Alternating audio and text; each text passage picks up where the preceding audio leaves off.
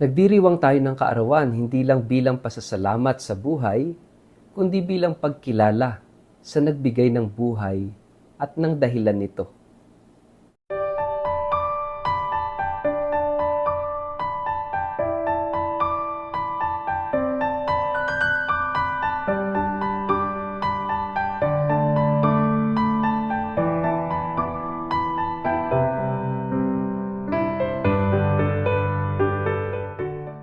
Ang mabuting balita ng Panginoon ayon kay San Mateo.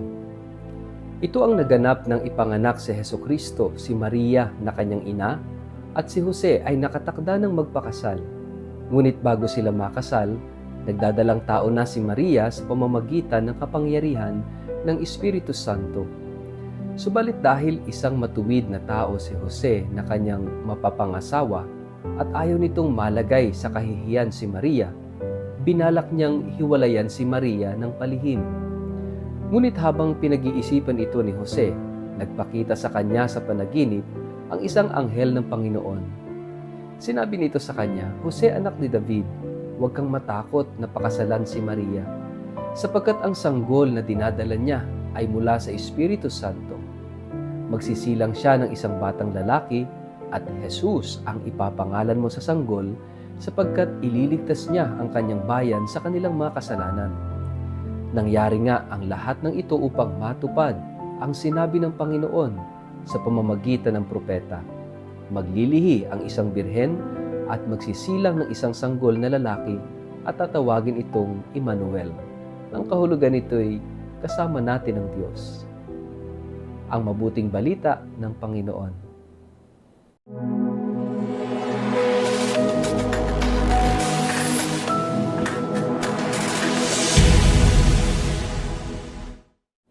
Mapagpalang araw po sa inyong lahat. Kumusta po kayo? Ang ating pong word of the day ay birthday. Ngayong araw na ito ay ipinagdiriwang natin ang kapanganakan ng ating mahal na ina, si Maria. Bago po tayo magpalalim sa ating reflection ngayong araw na ito, muli ko po kayong inaanyayahan kung ikaw ay first-timer o matagal nang nanonood, nakikinig ng word of the day, pero hindi pa po kayo nakakapag-like, follow, or subscribe sa ating page na Word of the Day, please do so at pakishare ang video nating ito sa inyong kapamilya, kamag-anak, kaibigan, mga kakilala sa social media para po sama-sama tayo na maging media evangelizers at online missionaries at upang marami at malayo ang marating ng ating programang ito na Word of the Day. Ngayong araw na ito ay ating ginugunita ang kaarawan ng ating mahal na inang si Maria o the Nativity of the Blessed Virgin Mary. And please take note, walang historical account na September 8 talaga ang birthday ng ating mahal na inang si Maria. Wala ito sa Bible at wala rin ito sa mga history books. Pero it became part of the tradition. No? Naging bahagi ng tradition. It doesn't matter kung ano yung exact day o date ng kapanganakan ni Maria. Ang mahalaga, we are certain and we are sure that Mary was born. That Mary was a historical figure, naging tao, ipinanganak, at naging bahagi ng kasaysayan. And that is the most important. But for us, for the Catholic Church, itong kwento kung bakit nalagay sa September 8 ang birthday ng ating mahal na ina is because of the Eastern Church na kung saan ay nag-uumpisa ang kanilang liturgical year, ang kanilang taon, sa araw ng Setyembre. Kaya nga, para sa kanila, ay dito inilagay yung September 8, 8 being a perfect number, no, bilang kaarawan ng ating mahal na ina. And because of that, ay na-determine din natin yung Feast of the Immaculate Conception, which is December 8. No? So mga kapatid, again, uulitin ko, walang binanggit sa Biblia, sa history books, na ang ating mahal na ina ay ipinanganak sa September 8. But what we celebrate today ay ang pagiging historical being, historical person ng ating mahal na ina. And of course, Jesus is also part of the human history, ang kanyang pagkakatawang tao, at yan ay sa pamamagitan ng ating mahal na inang si Maria. Kaya kung meron na naman magkikriticize sa atin na ito naman wala sa Bible, yes, it's true. But it doesn't matter. Mahalaga pinanganak si Maria. Pero para sa ating mga Katoliko, we would like to celebrate the birth of Mary ngayong araw na ito, September 8. And ano ba yung mahalagang itinuturo at tinutukoy sa atin ng pagdiriwang ng kapanganakan ng ating mahal na ina? Mga kapatid, yung historicity, napakahalaga. Bakit pa tayo rin mismo, we celebrate our birthdays. No? And we have different ways of celebrating it. Pero mahalaga is that we celebrate our birthday. Hindi actually para sa atin, kundi kapag tayo ay nagdiriwang ng kaarawan, hindi lang tayo nagpapasalamat sa buhay, sa biyaya ng buhay, pero higit sa lahat ito'y pagkilala. Recognition. No? Pagkilala sa nagbigay ng buhay. At pagkilala sa nagbigay ng dahilan bakit tayo nabubuhay. At yan ay ang Diyos. Kaya nga, there is a need for us to celebrate our birthday. Kasi ito yung ating kapanganakan sa mundong ito na kung saan tayo ay naging bahagi ng human history. Na kung saan ang ating pagkatao ay niyakap ng Diyos. Niyakap ni Jesus kung kaya't siya'y nagkatawang tao at naging bahagi ng ating kasaysayan. Kaya nga, napakahalaga that we celebrate our birthday. And also it reminds us to take care, to take care of our life, of our body. Bakit? Kasi lahat ng ito'y biyaya ng Diyos. Kung ang Diyos, kung si Jesus ay nagkatawang tao sa pamamagitan ng ating mahal na ina ni Maria, ibig sabihin pahalagahan din natin yung pagiging tao. Pahalagahan natin yung ating katawang tao. Napakahalagang iniingatan natin yung buhay na ito, yung katawan natin, sapagkat lahat ng ito'y biyaya ng Diyos.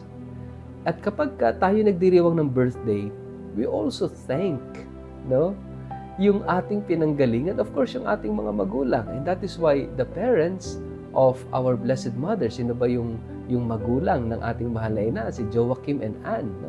Kaya nga, makikita natin kung paano iniingatan at pinalaki nila si Maria being a good woman, a very good daughter, hindi lang nila kundi anak ng Diyos.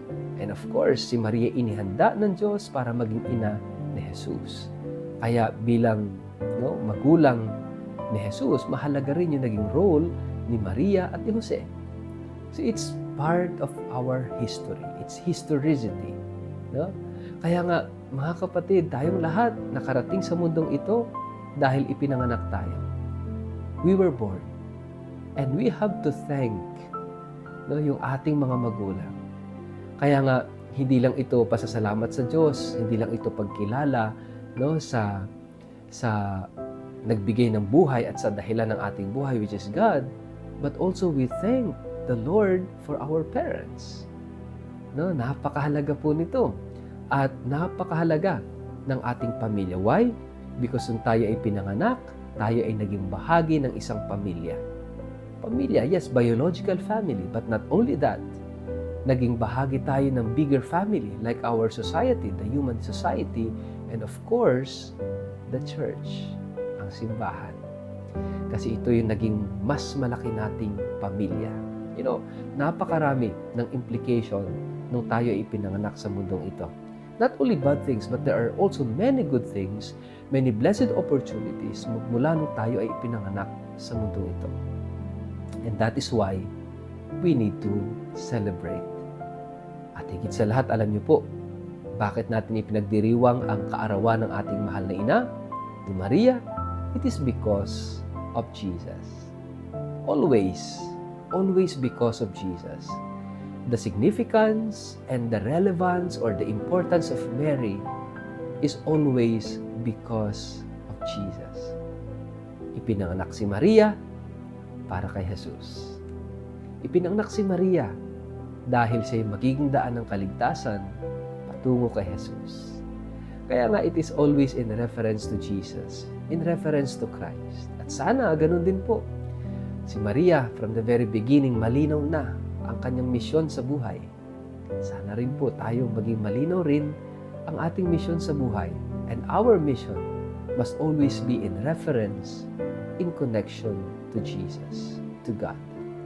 Kaya nga, there are so many things na dapat nating ipagpasalamat sa Diyos. So many things that we have to celebrate. Dahil ang buhay na ito ay isang regalo, isang kaloob ng Diyos sa atin na hindi dapat natin sinasayang. Hindi natin dapat winawalang bahala. Mga kapatid, as we celebrate the birth of the Blessed Virgin Mary, we also celebrate our life. We also celebrate our being born sa mundong ito. Dahil ito'y pagkakataon natin upang maranasan ang Diyos sa bawat araw, upang tayo maging isang komunidad at isang pamilya ng Diyos na kung saan nanduroon ang pagmamahal, ang pagkakaisa, pag-unawaan, pagpapatawaran. Kaya nga mga kapatid, sana kahit matanda ka na, please celebrate your birthday. Hindi para sa iyo yon. Celebration is recognition of God. Pagkilala sa Diyos sa kanyang kagandahang loob. Sa ngalan ng Ama at ng Anak at ng Espiritu Santo. Amen. Ama naming Diyos na makapangyarihan, as we celebrate the birth of Mary, sana po matutunan naming pahalagahan ang aming pagiging naririto dito at ngayon sa buhay na ito. Bahagi ng kasaysayan at bahagi ng pagpapatuloy ng kaligtasan na dulot ng iyong anak na si Jesus kasama si Maria. Amen. Pagpalain po kayo at ingatan ng makapangyarihan Diyos, Ama at Anak at Espiritu Santo. Amen.